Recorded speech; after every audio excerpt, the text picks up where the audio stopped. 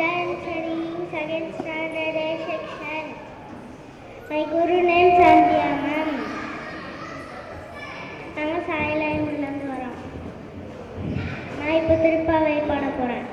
மாயனை மன்ன வடமதுரை மைந்தனை தூய பெருநீர் யமுனை துறைவானை ஆய குலத்தினில் தோன்றும் அணிவிலகை தாயை குடல் விலகம் செய்த தமோ